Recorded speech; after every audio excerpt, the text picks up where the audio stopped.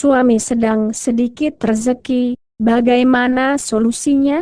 Istri sebaiknya bagaimana? Pada urusan dunia, ada dua urusan yang sering kali menjadi persoalan yang dirasa berat oleh banyak orang. Dua persoalan itu adalah persoalan cinta dan persoalan uang. Persoalan cinta ini luas, mencakup urusan dengan pasangan hidup, orang tua, anak dan sebagainya. Persoalan uang mencakup perihal tidak tercukupinya kebutuhan, utang piutang, omset, dan berbagai variannya. Nah, kalau dihubung-hubungkan, bagaimana keterkaitan antara persoalan uang dan persoalan cinta itu?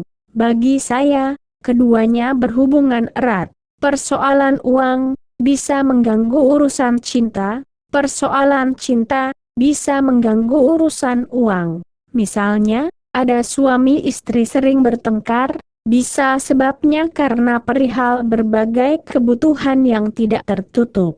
Dalam kasus lain, orang yang sering ribut dengan pasangan hidupnya, suatu saat aliran rezekinya bisa menjadi tidak lancar, seret. Nah, kalau misal dibuat urutan, ketika keduanya mendera, mana dulu yang penting untuk diselesaikan? Uang atau cinta? Dalam pemahaman dan pengalaman saya, urusan cinta perlu dibereskan dahulu. Mengapa? Karena urusan cinta akan mengganggu rasa. Ketika rasa di dalam dada kaca balau, uang akan menjauh dari kehidupan Anda. Saya beberapa kali mendapatkan bantahan begini, lah gimana gak sewot pak? Uang dari suami saya kurang. Kalau uang dari dia cukup, ya saya akan jarang marah-marah. Begini, logikanya sebenarnya kebalik. Dalam tinjauan ilmu vibrasi, getaran, apa yang Anda lakukan itu, justru semakin menutup aliran rezeki suami Anda. Saya masih ingat betul, sebelum menikah, tabungan saya banyak, sudah saya persiapkan diri untuk menafkahi anak orang. Lalu, menjelang menikah, ada sebuah tragedi, sehingga menguras isi tabungan saya. Singkat cerita, tepat 1 hari sesudah menikah, uang saya tinggal 500.000 rupiah.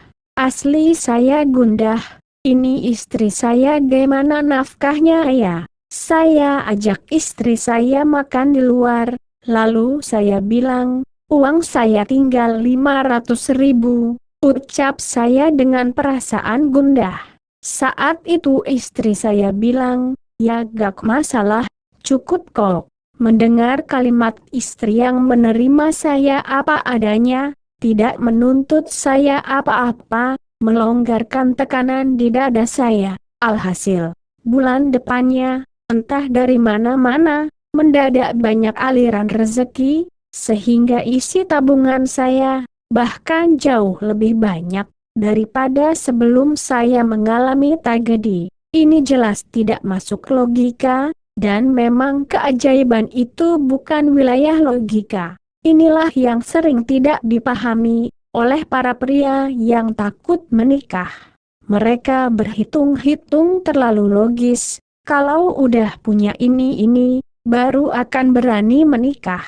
Lah, saya dengan sangat pede menikah, karena sudah mempersiapkan keuangan, lah kok ndilalah ada tragedi, sehingga uang saya hanya sisa 500.000. Gimana coba kalau Anda di posisi saya?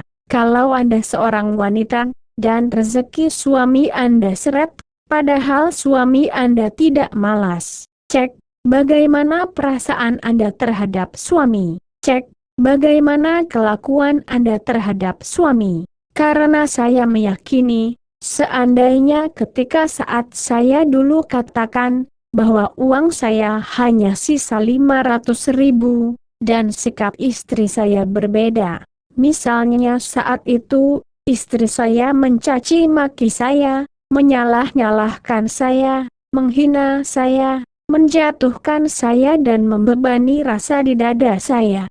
Maka realita keuangan saya bulan depannya bisa saja tidak sama. Bisa saja ego saya yang tersentil, lalu bertengkar, dan semakin memporak-porandakan getaran kami berdua, yang menjauhkan dari wilayah keberuntungan. Saya mengamati bahwa di balik aliran rezeki suami yang lancar dan bahagia, di situ saya sering melihat keberadaan istri yang menerima suami apa adanya, selalu support, tidak terlalu banyak menuntut berlebihan, dan tidak membuat suami sering tertekan batinnya. Sunan Kaliurang Words.